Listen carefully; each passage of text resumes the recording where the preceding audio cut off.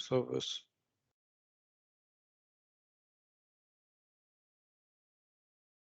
Yeah, that could be a case.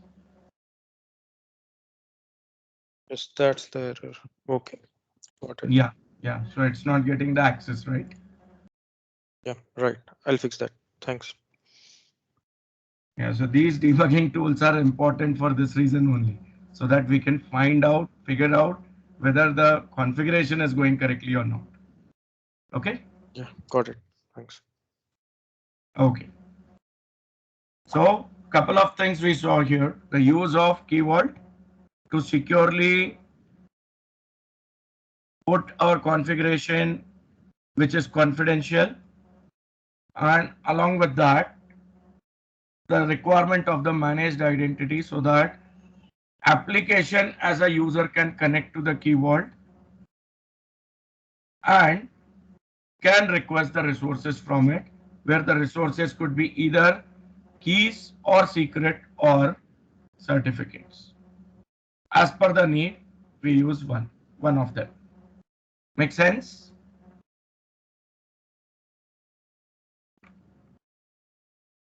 I hope everyone understood this.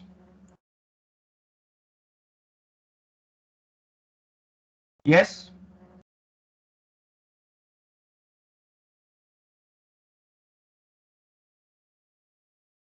Yes?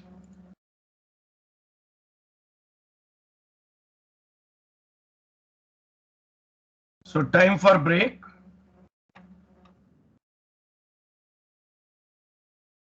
We'll resume session in 20 minutes. So it's 11:05. We'll resume at 11:25.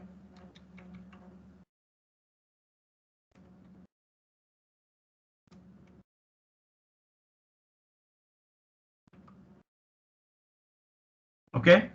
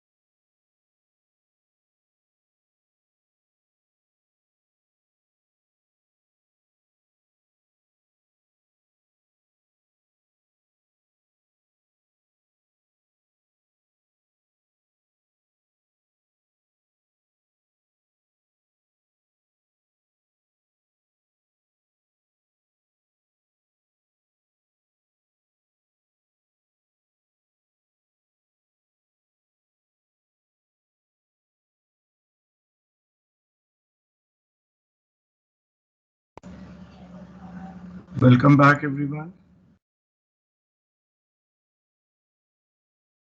Shall we proceed?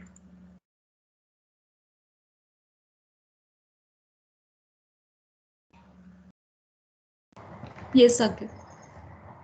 Okay, so before we move on to the next topic, we once need to get to the Active Directory tenant which we created manually for one of the application. We will be actually deleting that tenant as we don't require it anymore.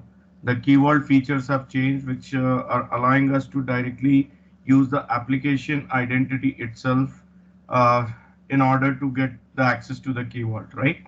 So we don't need that Active Directory tenant anymore. Just click over here on the username and say switch directory, and there into the all directories you select that Active Directory tenant that we created as a demo. So I created it with the name as OIPL. You can see the Active Directory that you created. Some demo must be there in the name. Just check. Able to find? Once found, just click on switch,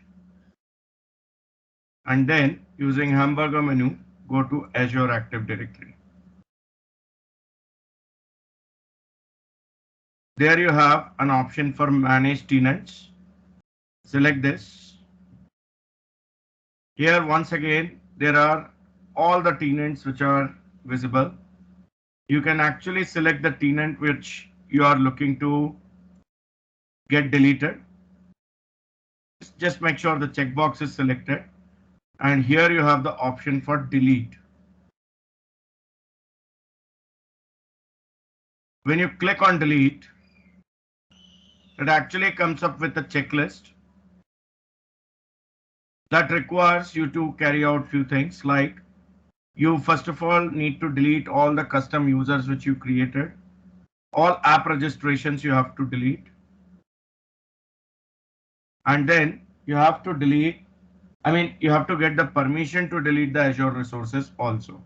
So I'll be starting with delete all users first. Let's click on this link. Directly it shows me the list of users. We created this test user as the explicit user and say delete user here. The user is deleted. I can once again select this delete tenant OIPL and then refresh so that here I get the green tick mark. The same process I repeat with app registrations now. Delete all app registrations. If you remember, we created one app where we used the app registration practically. So I'll get this also deleted. Select this application and say delete. Delete.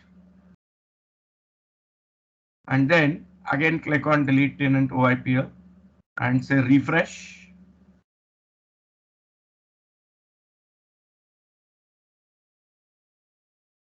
Do a complete browser refresh if it is not updating, because the registration is deleted. It should have actually removed it. Saket, after Explore. selecting is your Active Directory, how do we reach this page that delete tenant OIPL? Sorry, I missed that part. Yeah, so once you are into the directory, Yeah. you selected this, right?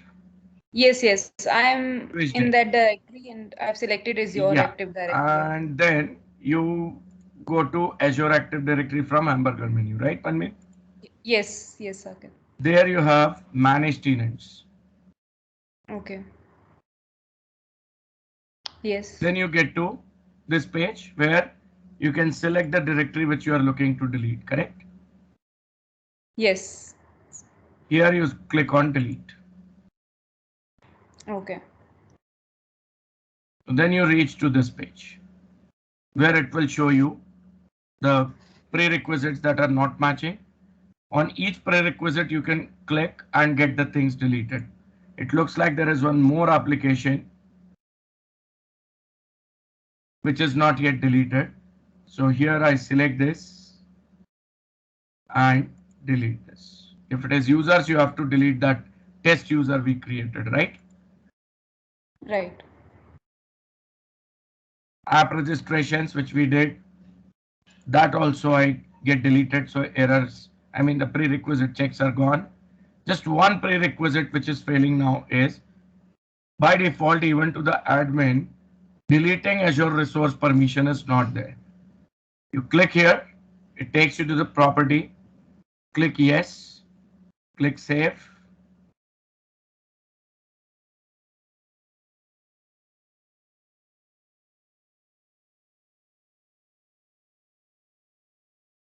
Close this, switch to some other directory.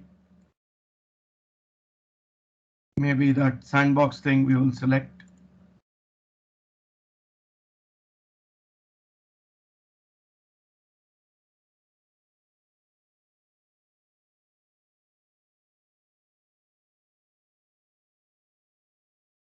Click on home, then again go to Azure Active Directory.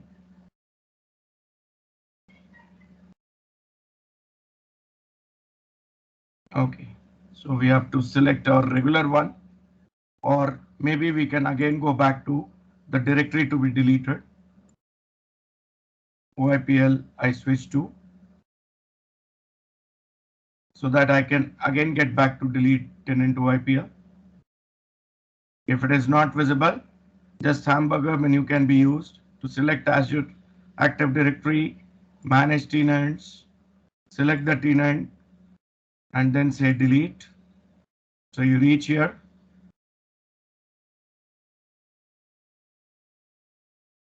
All green tick mark means all prerequisite checks are passed. I can get this tenant deleted.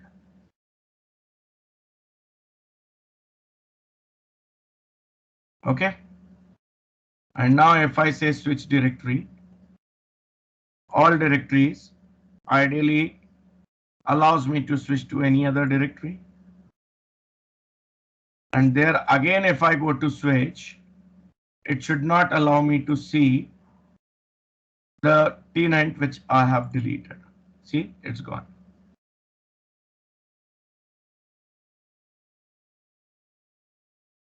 Right, and I can come back to home screen within the Microsoft Launch Sandbox only. Let's see how much time we have got for this sandbox. It's over 2 hours still, so there is at least one more demo we can go through. 1 to 2 demos. Okay. Now, before the break, we discussed about the Azure Key Vault and managed identities, right? Now we are going to talk about the brokered architecture based applications, for which we are going to see the use of Azure Queue Storage and followed by Azure Service Bus Queues. Two offerings we have. So we need to understand what is the difference between the two. Let's first focus on the architecture. There is a front-end app which is for some e-commerce. There is a backend app or maybe multiple backend apps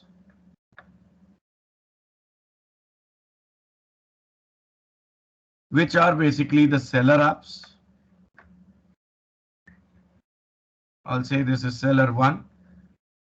This is seller 2. They are both connected to this. This front-end app is basically used by the end user to place order. Now, this is a global app, so it allows me to place orders from any part of the world for a seller who is in some other part of the world. Understood? The buyer and seller might be in 2 different time zones.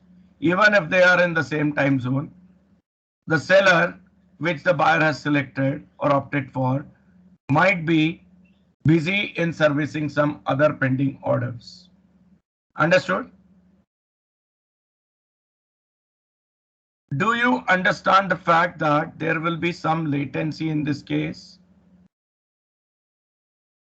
in between the user placing the order and seller receiving the order? Yes or no?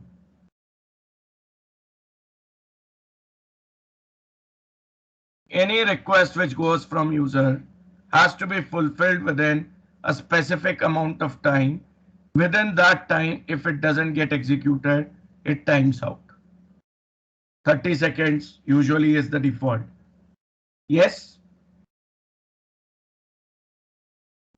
Yes. What would happen if my seller is not ready to accept that message immediately?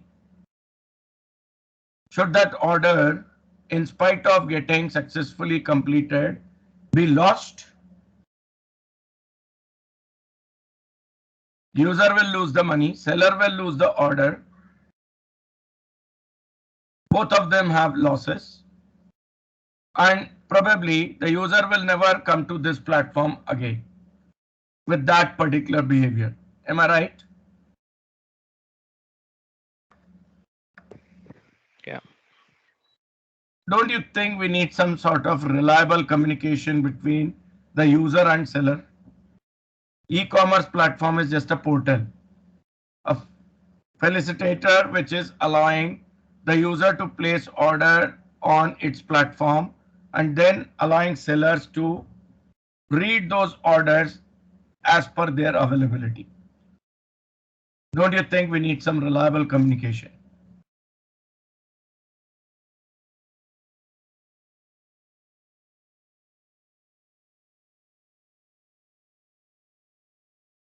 What do you say?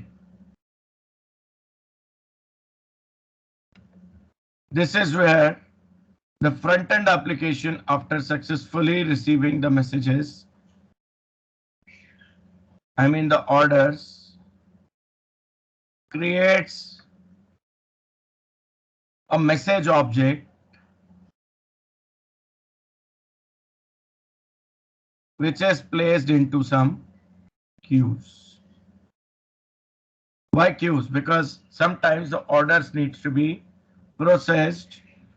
Why sometimes? In fact, most of the times the orders needs to be processed on first come first serve basis. And queued is a data structure which provides me just that. First in, first out.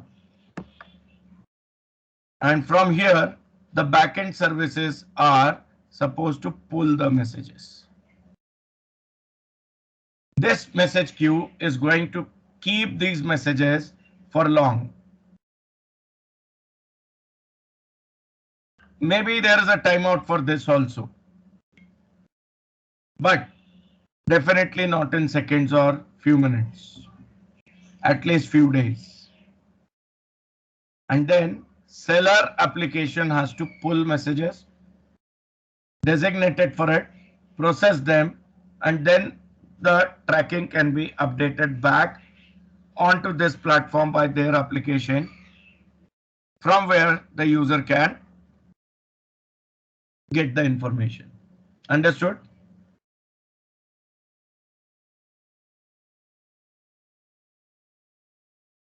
Now, here we are bringing in an additional platform in between the front-end application and the back-end application, which is the data structure called as queue.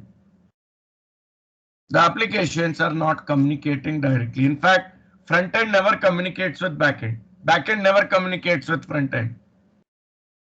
All communication is indirect. Front-end says this is message. Backend says what are the messages for me. And even here when backend sends the tracking details, that also might be going on from within a queue. A reverse queue can be created because again, because of time zones differences, the front-end server application may not be receiving the request for whatever reason. There could be a downtime, or it might be busy in servicing the user's request, right? So here also I need and indirect communication. This is the architecture we call as brokered architecture.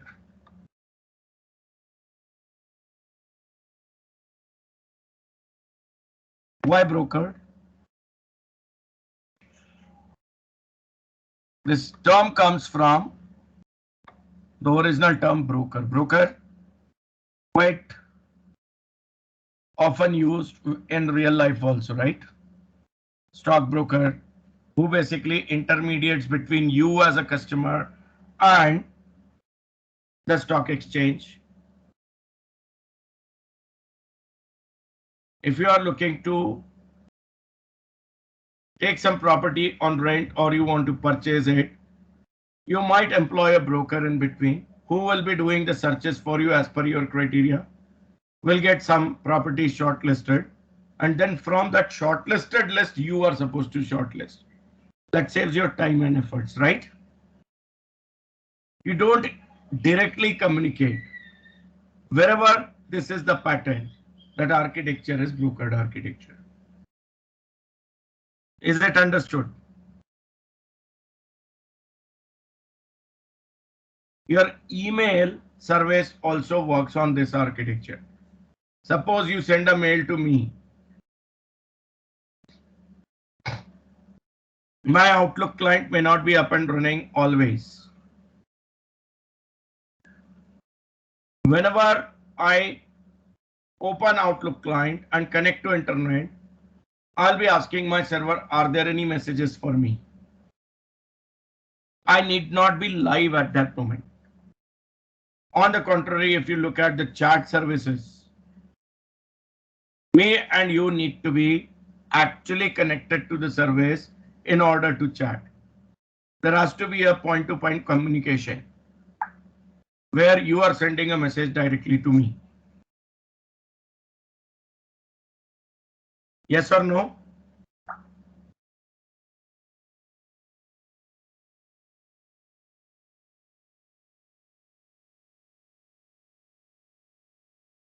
Yes or no?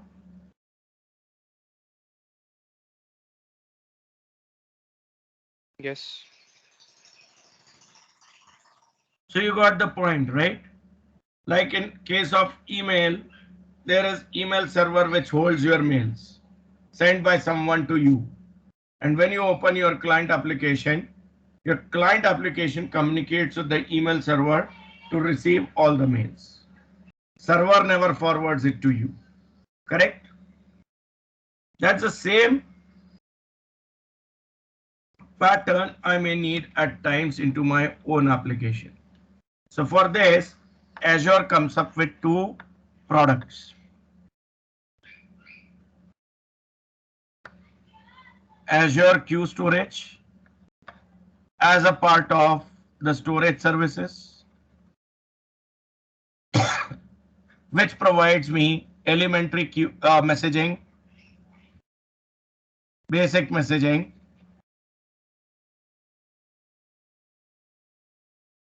with not much reliability.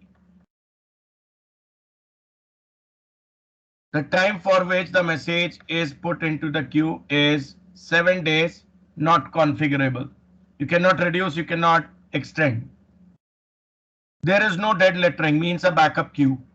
Dead lettering comes into picture if within several number of tries which are configured, which is 10 usually, if the message is still not getting processed, that message is discarded here. Whereas if dead letter is allowed, in that case, such messages are put into a secondary queue called as dead letter queue. And when the main queue has got reduced load, a separate program reads messages from the dead letter queue and re-queues them in the main queue, so that the application can try processing those messages another 10 number of times. Understood? That way you get highest level of reliability. Storage queue doesn't give you that. Session, I mean the stateful messaging is also not supported here. For all these enterprise features, you have to use Azure Service Bus queues.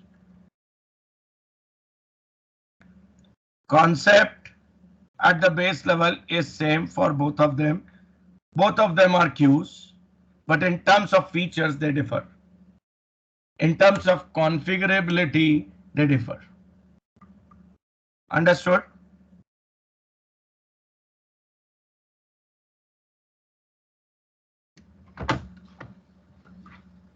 I'll say this is enterprise grade. If highest level of reliability is expected with support for sessions, distributed transactions, etc., you have to go for this. If just basic reliable solution you are looking for, you know your application is not very complex and less likely the messages are going to be failed more than 10 number of times. So a cheaper solution in the form of queue storage is there, which we can use. Simply, more features means more cost. Less features means cheaper. Understood? So first we are going to see the example for storage queues. Is it clear? Yes.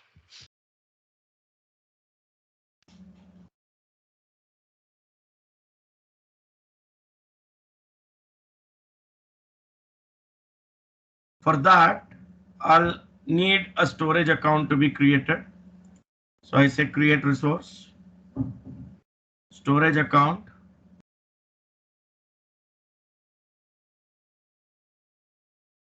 Select your subscription and resource group. Give the storage account name some unique name.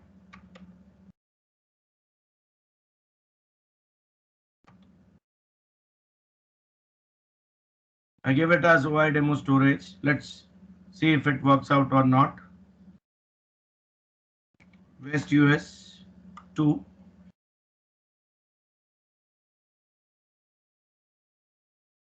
Is the location. Performance standard is okay for me. Just a sample application I'm creating with locally redundant storage being used for redundancy. Next.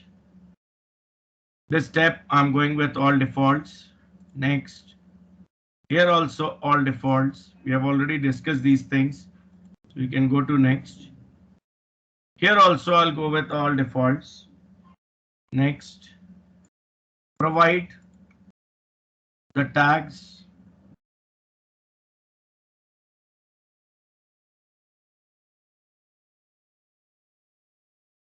Next.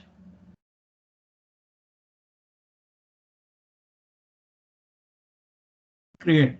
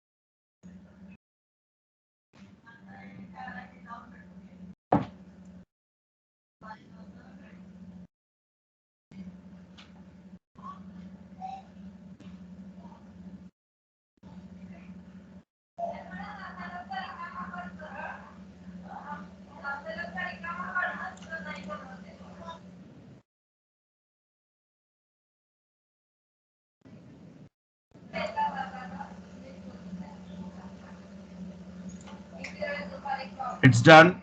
Let's say go to resource.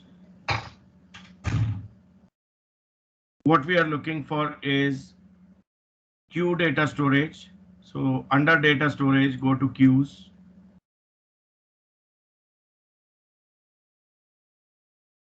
In fact, programmatically also we can build our queue. So it's okay if we don't pre-create it. But we would need the connection string to connect to this.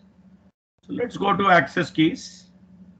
Just like for table storage and for blob storage, we took the connection string. From here, we will be taking it. I say show keys, connection string, either from key 1 or key 2, I can copy and paste it in the notepad for my future reference. Again, it's a storage client SDK that we will be working with, right? Now here onwards, it is all up to the Visual Studio based application. We'll be creating two applications. One will be client, one will be server. Understood?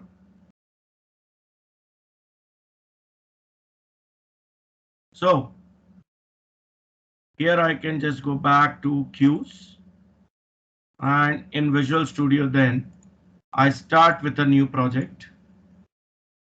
I search for blank solution template. Here is blank solution. Next, I name this as underscore demo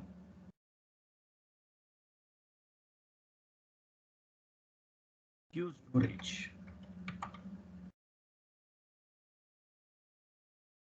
Set the right location and say create.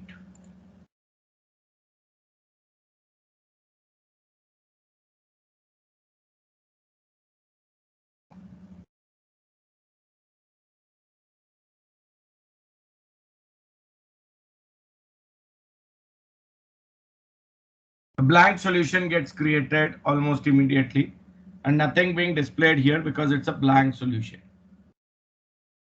Now in this solution, I want to create two projects, one for client, one for server. So here, first I'll create the server application. So right click on solution and say add new project. To keep the thing simple, we'll go with console app.NET framework. Next, let's name this as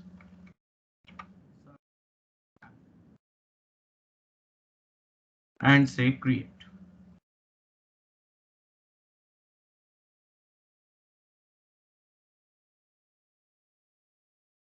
Then right click on references here and say manage NuGet packages.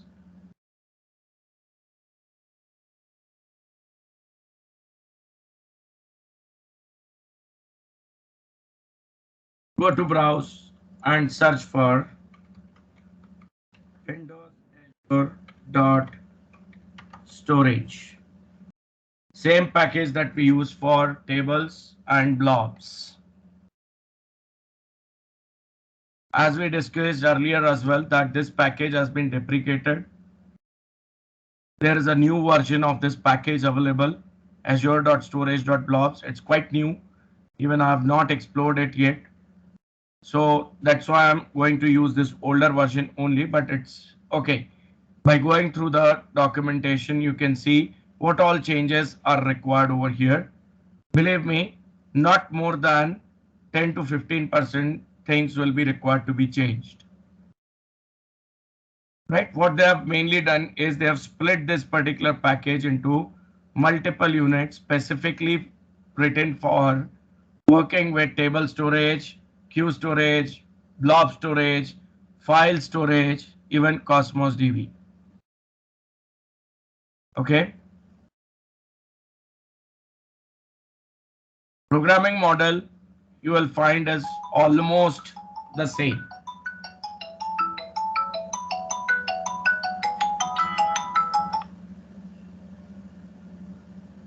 Okay. Let's click install.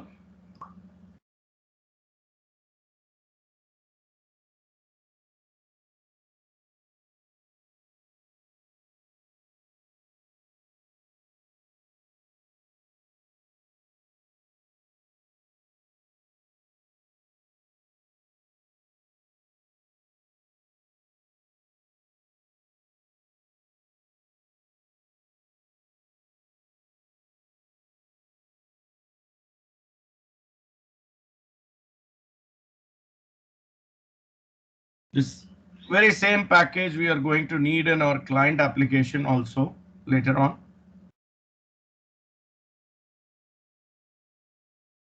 Say okay. I accept.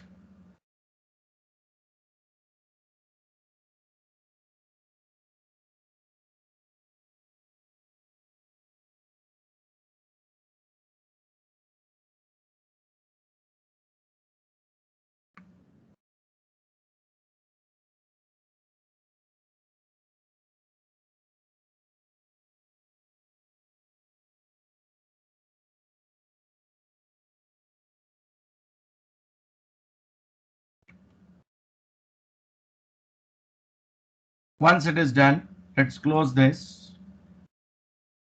And maybe for our understanding here, I'll say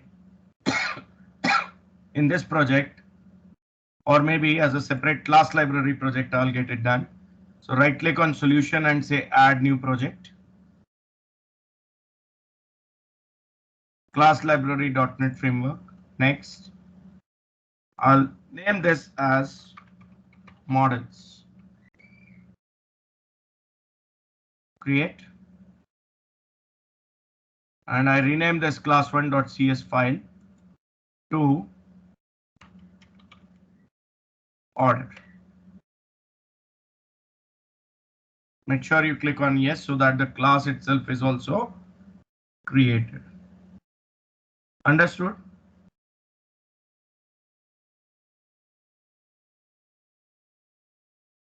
I create my class order like this, where I have say int order ID,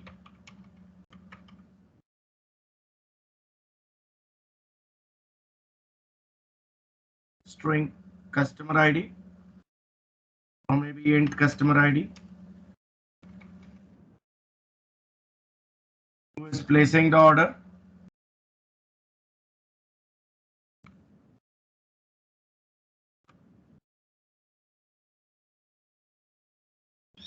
Then let's say I have product ID for which the order is being placed. I have quantity, how much number of products are required. Just keeping it simple. I'm not getting into the actual application here. This is enough to understand. It's a simple class I've created here, right? Simple entity class. Is it done?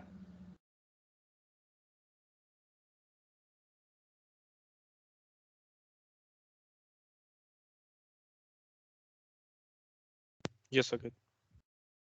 Next, go back to your server app references, add reference, projects, select models there and say OK.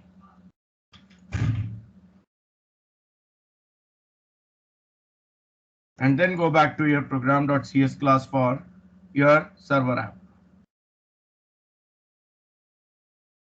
What the server app actually is supposed to do? Receive the message and process it. Maybe the processing I'll simulate by displaying the details on console, right? Let's go ahead and import the namespace models.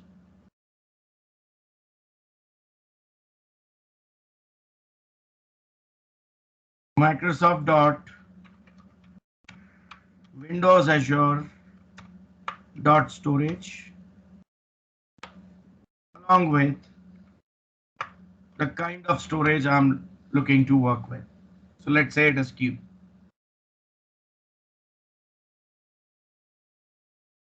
Then with a class from Microsoft.Windows Azure.storage, I would be looking to continue to the storage account.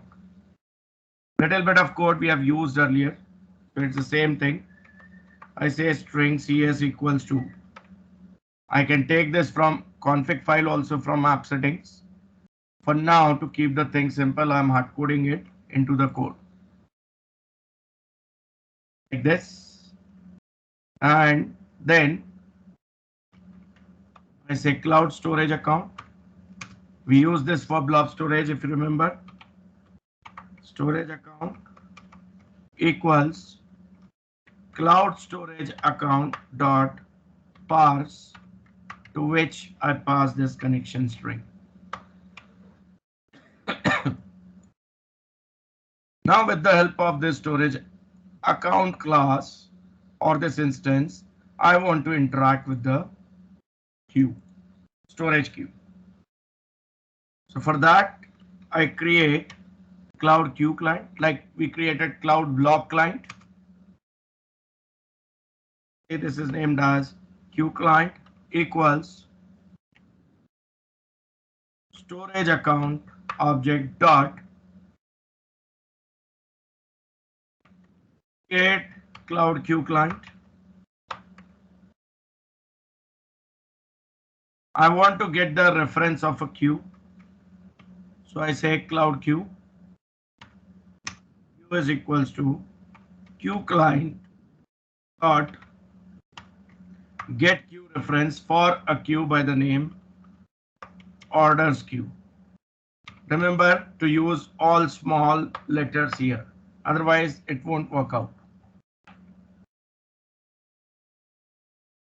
Queue, I don't know whether it is ready or not. So as a good practice, I say queue dot create if not exists. Now I'm sure queue will always be there. So that I can proceed to the next step where I create a message. Maybe before this I get the instance of my order class created. Order equals to new order, where using object initializer, I say order ID is equals to 101, customer ID is equals to 1001, product ID is equals to 701, quantity is equals to 100. Okay, that's the order object. I have hard coded, but this also can be taken from user. You know how to take the input. I say create cloud queue message msg equals to new cloud queue message. For next part, I need one more namespace to be imported. That is newtonsoft.json, which allows me to do the JSON serialization, deserialization here. Oh yeah, here I'm actually expecting the order to be received. It's a server application, right? So I just say order equals to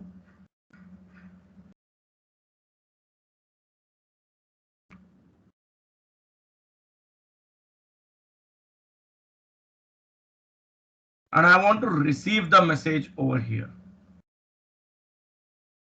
So I will not be creating a new message actually. I'll be receiving it.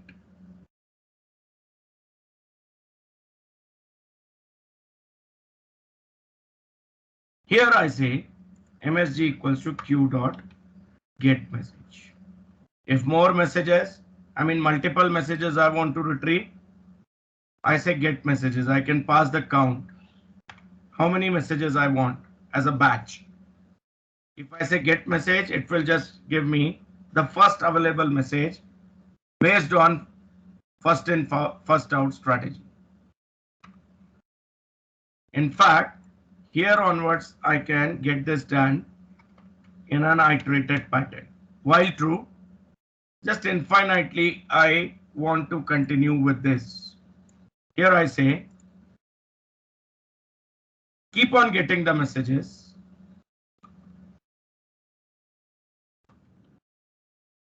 Import one more namespace here.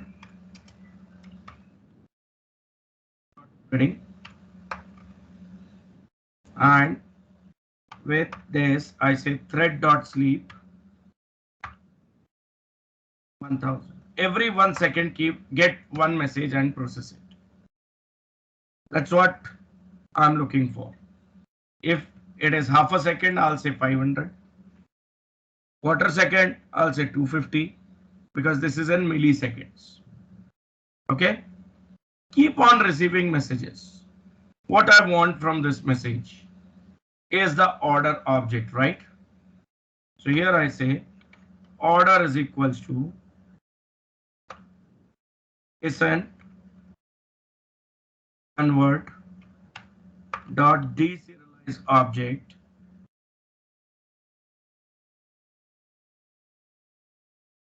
of type order and then the string value. So where is the string value here? It's there in the message. I have to say msg dot as string. Read it as string. Pass it to deserialize object. It will automatically return me an object of order type. And here I say control.writeLine and interpolated string.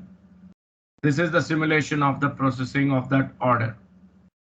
So I display order ID colon order ID comma customer ID colon order dot customer ID comma product ID colon order dot product ID comma quantity order dot quantity. Every second it will just keep on polling. If there is a message, please show me. So assume that this is the complex business logic which is further going to process the order. Understood?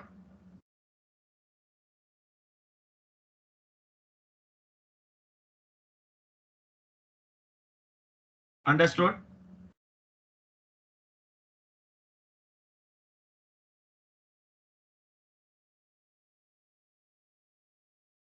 Until here?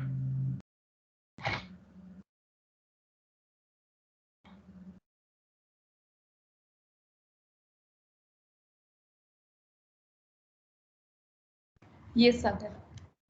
Done. Now time to create the client application. So again go to Solution Explorer, right click on solution and say add new project, which will be an executable console application. So I say console app.NET framework. Next, let's name this as client app. Create. This client app also requires the package to be installed. So right click and manage package and search for Windows Azure.storage. Select and install. OK, accept. And close. Import the namespaces here. Okay, one more reference we will require here to the models assembly. So right click, add reference, projects, select models and say OK, which allows me to say using models, using Microsoft.Windows Azure.storage, Microsoft.Windows Azure.storage.q and Newtonsoft.json.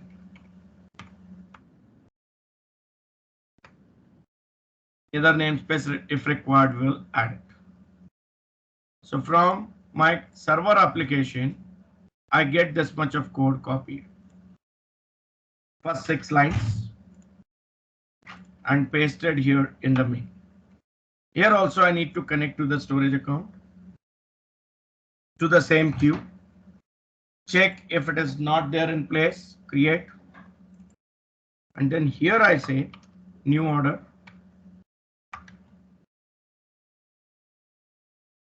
Along with the object initializer, we get it initialized.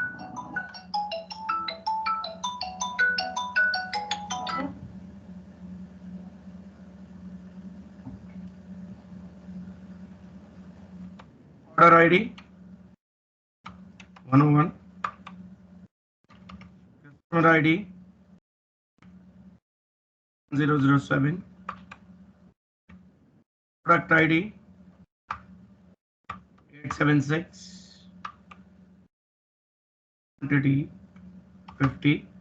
Any random values will do. Now I want to create a message based on this. So I say cloud queue message msg equals new cloud queue message, which is based on JSON convert dot serialize object. Which object I want to serialize in JSON? Its order. The message is created. I want to get this message dispatched. So I simply say queue dot add message. Message MSG. Here I say from the user order being placed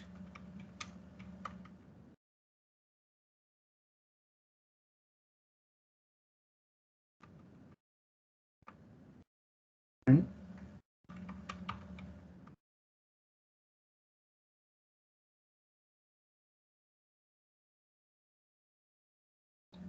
pretty simple behavior.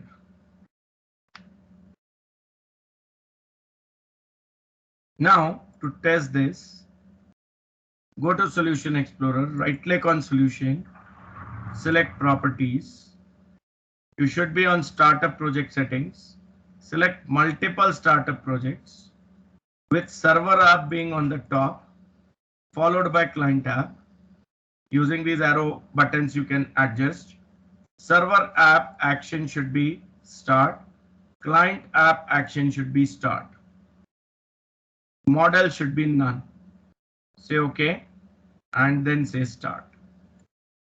So that both client and server app will start together.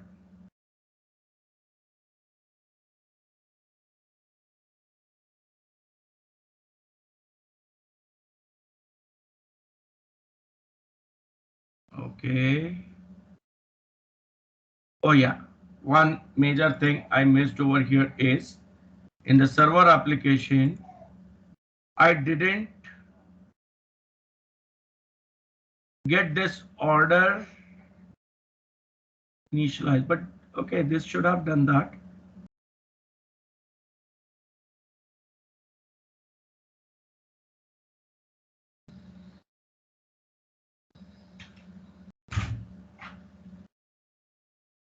Let me check again what's going wrong.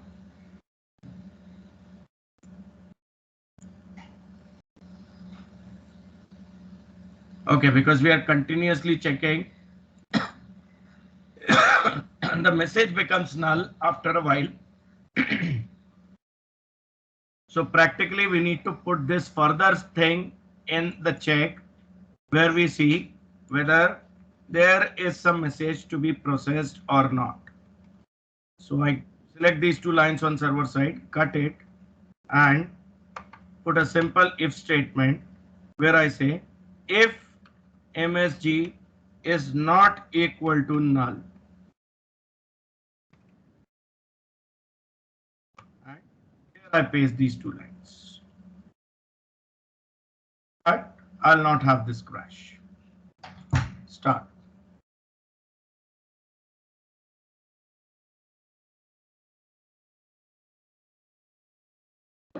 It shows me order has been placed. It shows me it's processed. Close, close, start again. It shows me. Right? As far as there are orders being placed, here I will keep on getting this. Ideally, this same message shouldn't be displayed. If this is successful, the object should be removed from the queue. It's not doing it on its own. So maybe here we are supposed to say, once the processing is done successfully, say queue.delete message, so that it's not processed again and again repeatedly. By default, it's not removing. Which message to be removed? So I pass MS. Now it should behave properly. So even if I keep on waiting for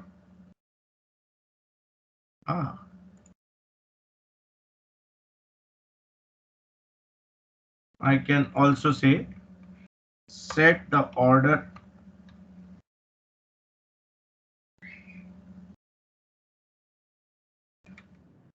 or maybe the message.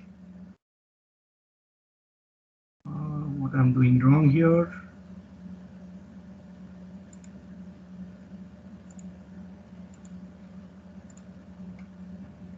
Queue.delete message should delete it. So this should return me null only. So it is going inside and displaying it again. Saket, it has deleted it this time, so when you will run it again, it will run fine. Yeah, maybe the earlier things must be there.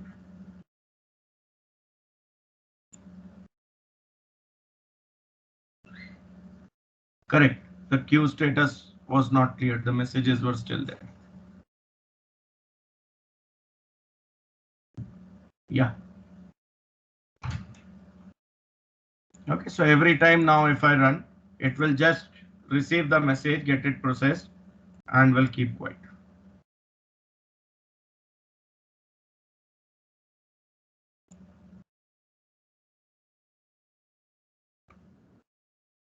Okay, now one more thing that I want to bring to your notice is, if we refresh over here, the queue is created. If I go to the queue, I don't have many properties as such to be configured where I can specify what is the expiry time for the messages into the queue and whether it supports the session or not, transactions or not, whether I am able to use dead lettering over here or not. There is no configuration here. Do you see?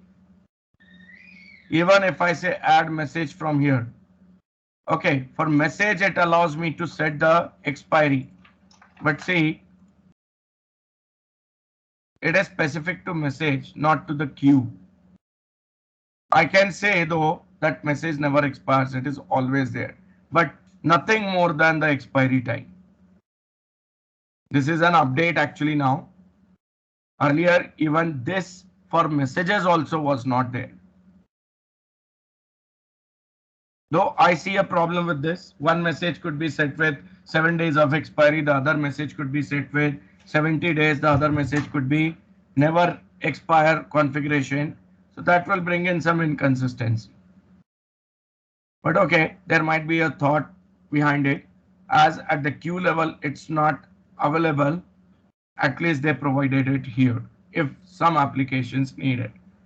If the processing time for single message itself is on the higher side.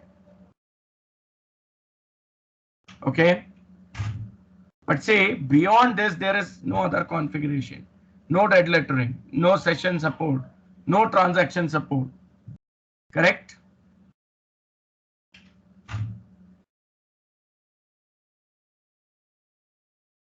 So what to do if my application requires all those things? Then I have to go for the enterprise grade queues, which are provided by service bus resource. Correct? Same example we will build there as well. And this orders assembly, we can add reference to there also. I will not be creating this orders class again. The project also I won't be creating again. I'll just add this models project as a reference directly into that new project. But before I go with this, first I need to deploy the service bus instance, isn't it? Like what we did for storage service, isn't it?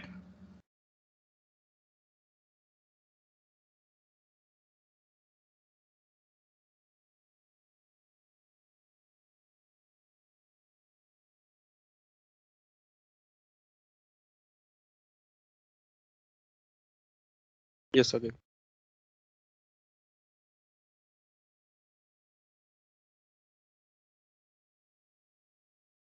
So let's say create a resource.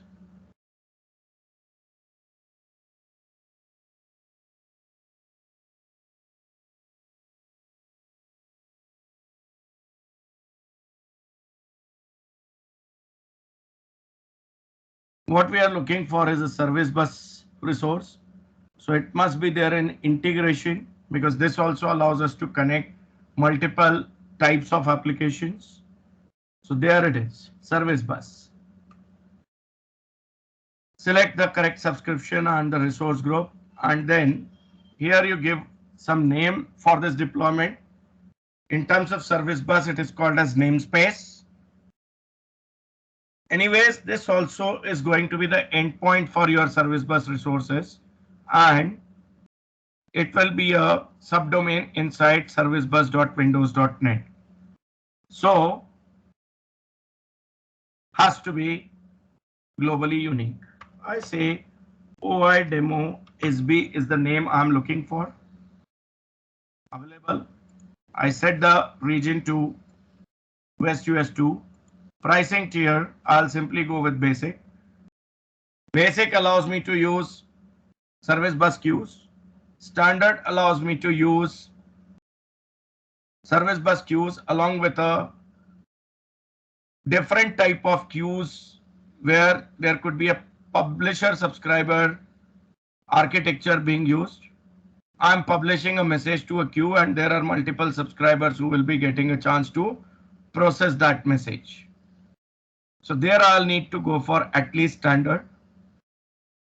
Now, the major difference between these two compared to premium is, if you see, basic and standard both have shared capacity.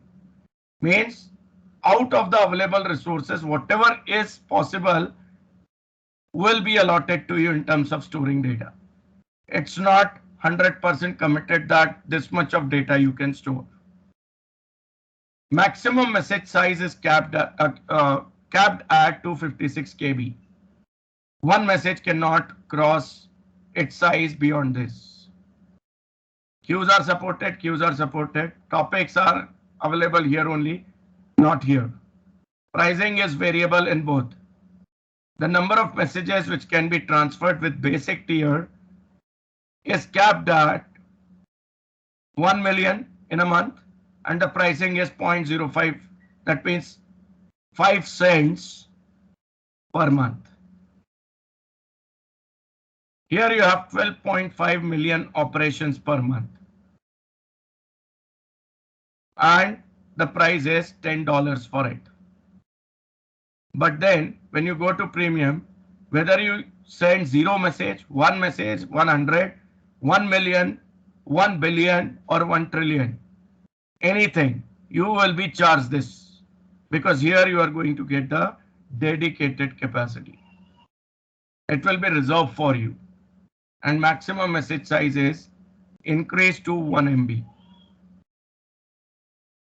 Apart from that, it's same as standard, with one redundancy option being added to this, so that you have a backup. If this main instance itself is having issue, the secondary instance will help you out. So I go with basic here, say select, next, give the tags.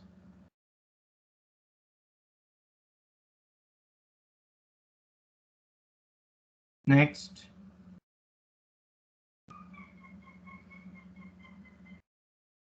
And create.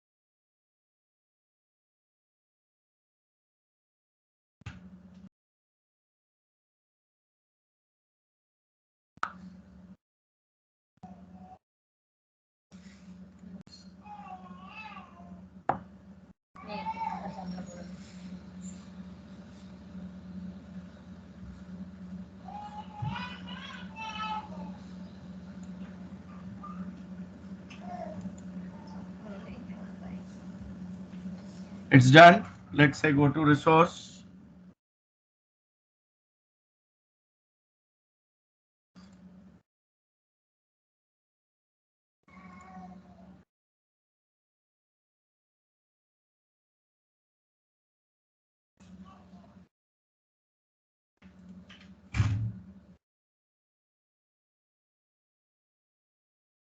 This time we will get the queue pre-created.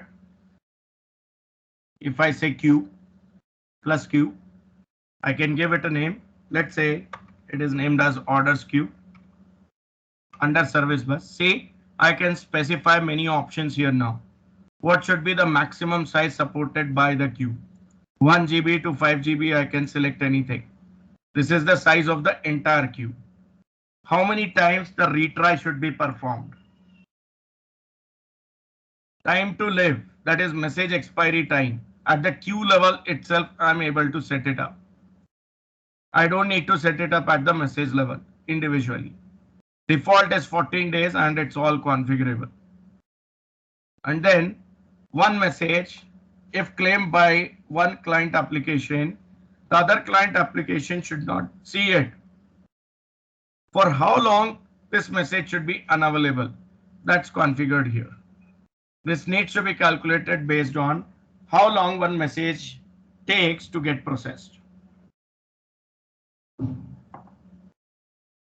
And then we have the dead lettering configuration.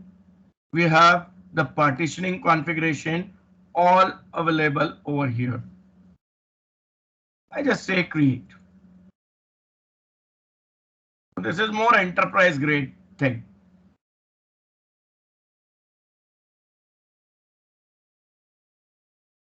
The queue is created.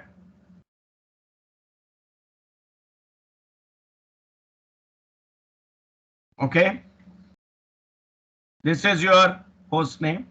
Here also we are going to have the connection string under shared access policies. Click this. You have something called as root manage shared access key. This is administrator connection string. If you want your client apps to be designed in such a way that there is a reader application, there is a writer application, you can create separate policies and separate connection strings. I'll do that. Say add. I say reader for server. So it should only listen. I select listen and say create.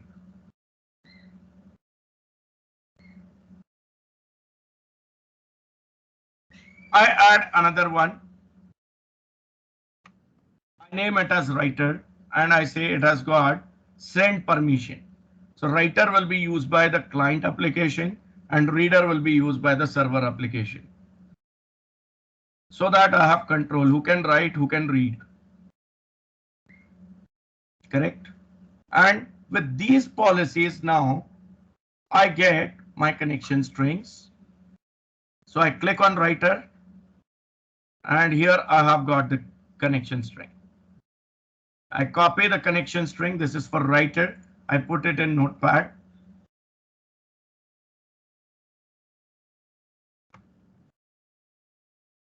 I say reader, for which I'll take the connection string from reader.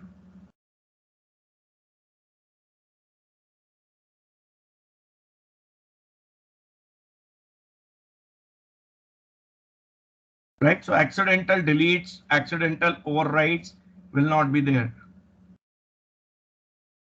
And then I go back to overviews.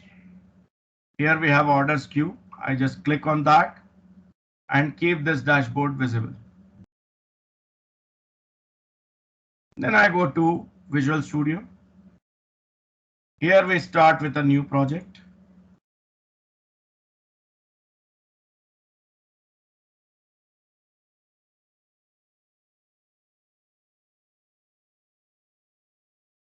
Blank solution is what we will be starting with again.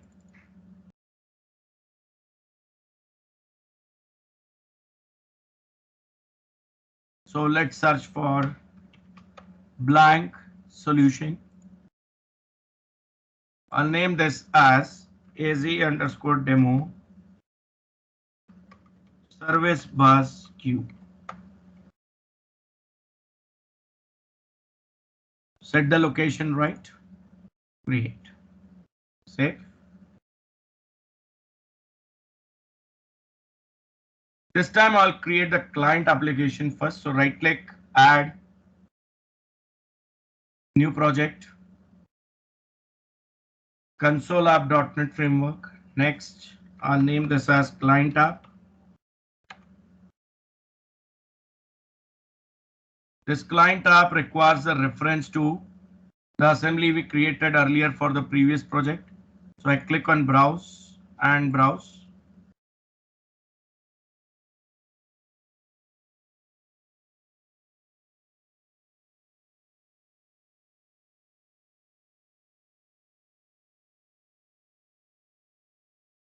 We have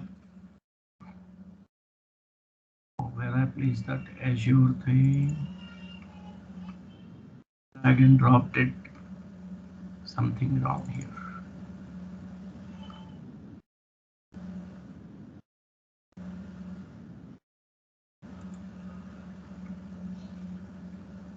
Where is that folder Azure? Oh, this is wrong. I'll go to this demos.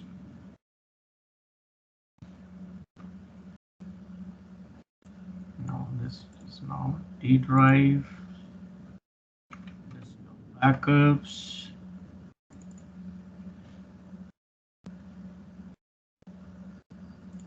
Let's do demos.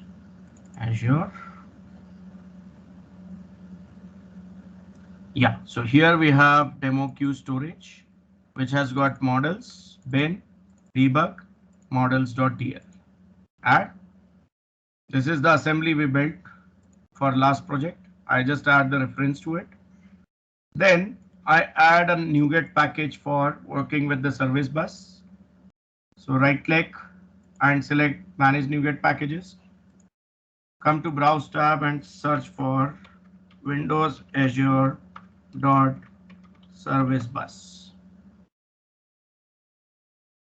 Here it is. Let's select this and click install.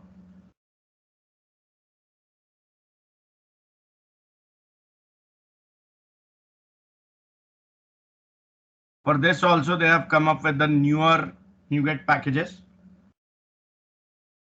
and this will be becoming deprecated soon. So maybe you can actually start migrating to it and just go through the documentation to learn whatever changes are required, and you can upgrade this application to use the newer packages. I close this, get it saved.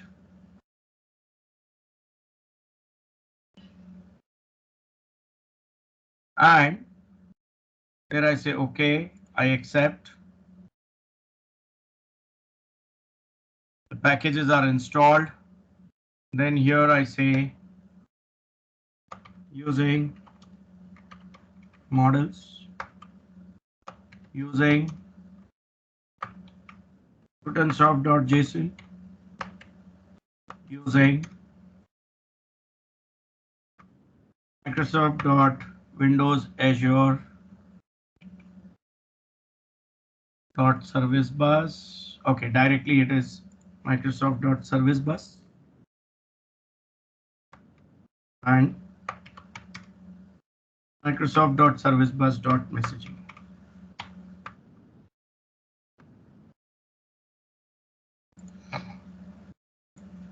Here we say it's a client app, right? So string CS equals to the connection string obtained from the server, sender application.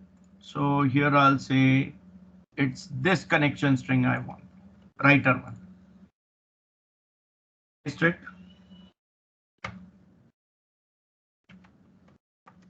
Another string variable named as QName, given orders queue,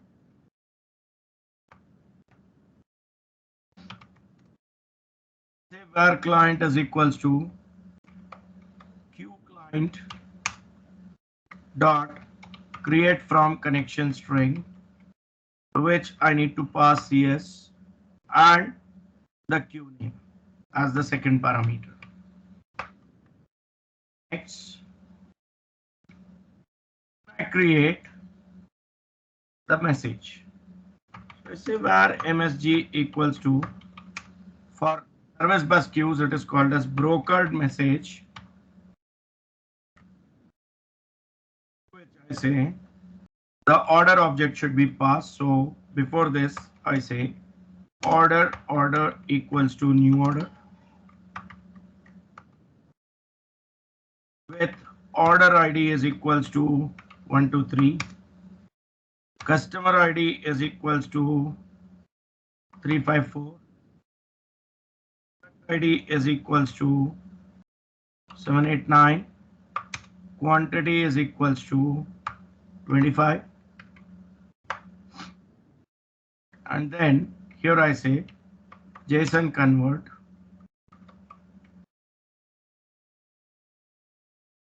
initialize object order.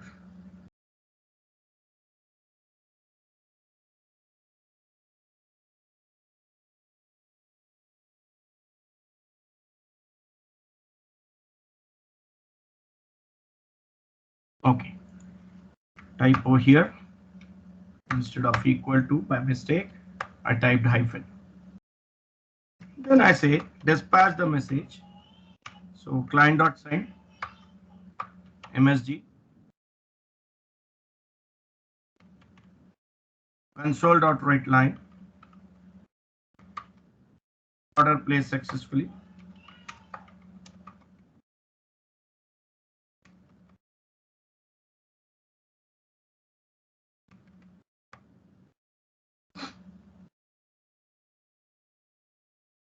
Followed by console.read key.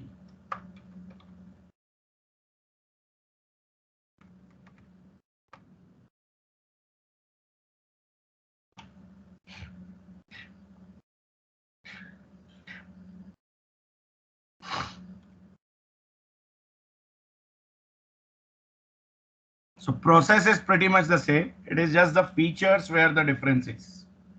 Understood?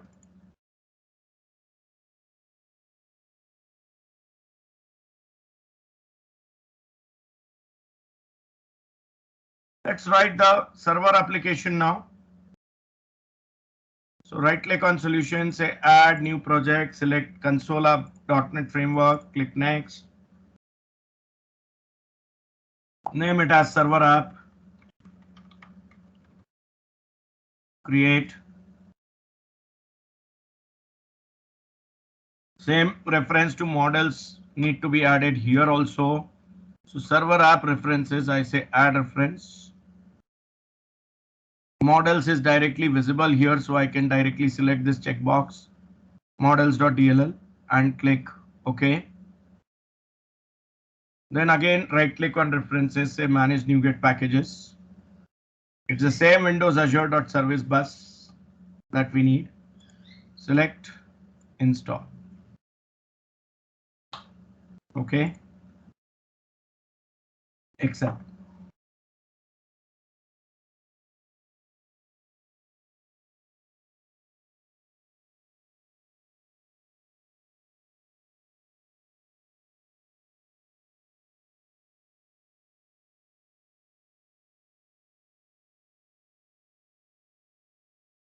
Close this.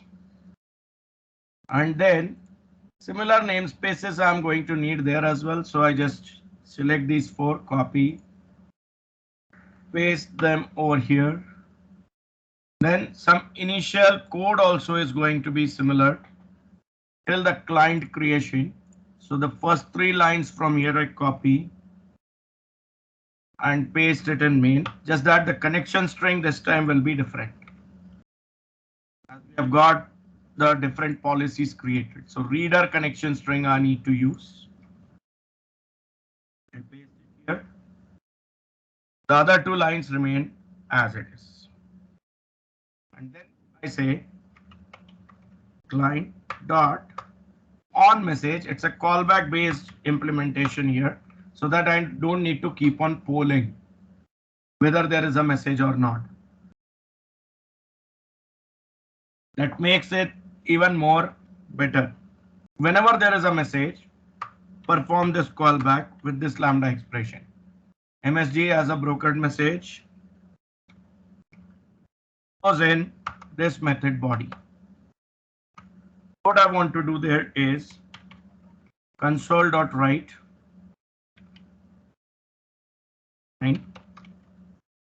first I want to display the message ID. So I say interpolated string message ID, using which I can see that it is a unique message I am getting always. MSG.message ID. Next I want to retrieve the order. So I say order is equals to, and convert dot deserialize object of type order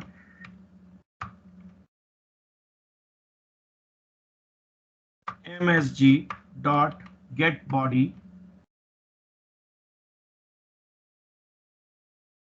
into becoming,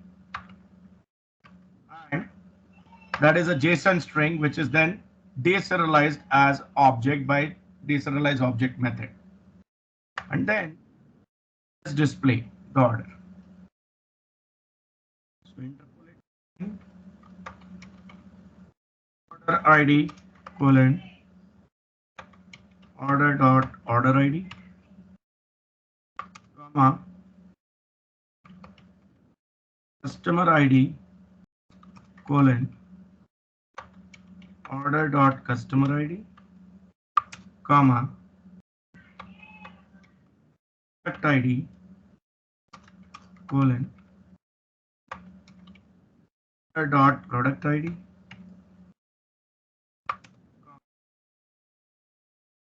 quantity colon order dot quantity, and then I need to say once I'm successfully able to process MSG dot complete. By marking it complete, it will get it dequeued from the queue. That adds the reliability. And here I say console dot read key.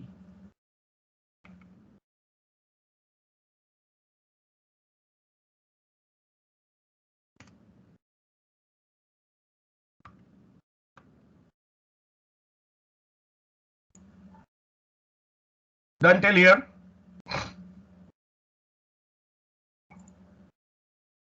To test this again, we need to set the multiple startup projects. Server app being on top, client app after that.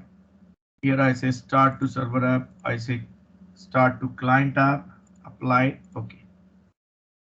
And then just say start.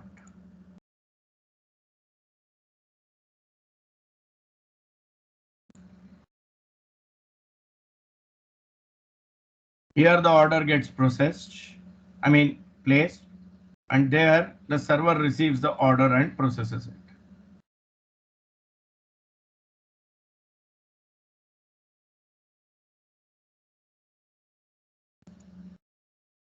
Understood?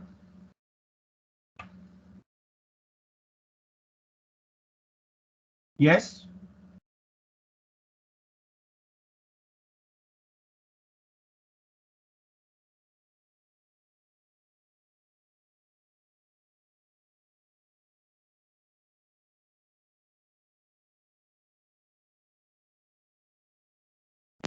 Yes, again. So quite interesting, right? Even if our client and server applications are not able to talk to each other for whatever reasons, maybe different time zones or outage or whatever it is, my flow is not broken. Reliably, all the messages, all the requests are getting processed with this. Yes or no?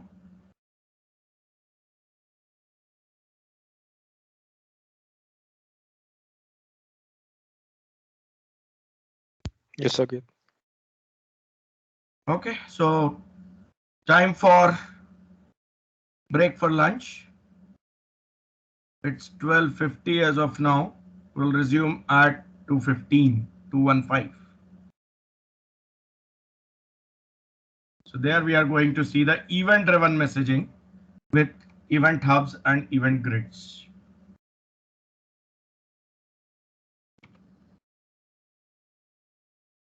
Here we'll be using a new sandbox because this one will expire by that time. Correct?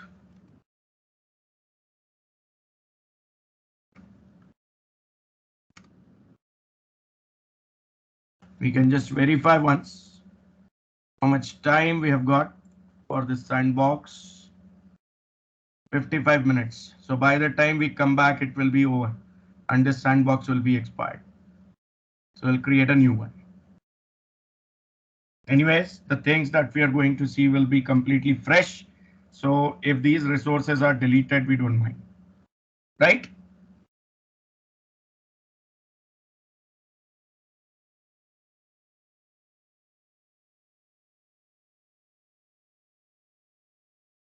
Okay, so see you again at 2:15 p.m. 2:15.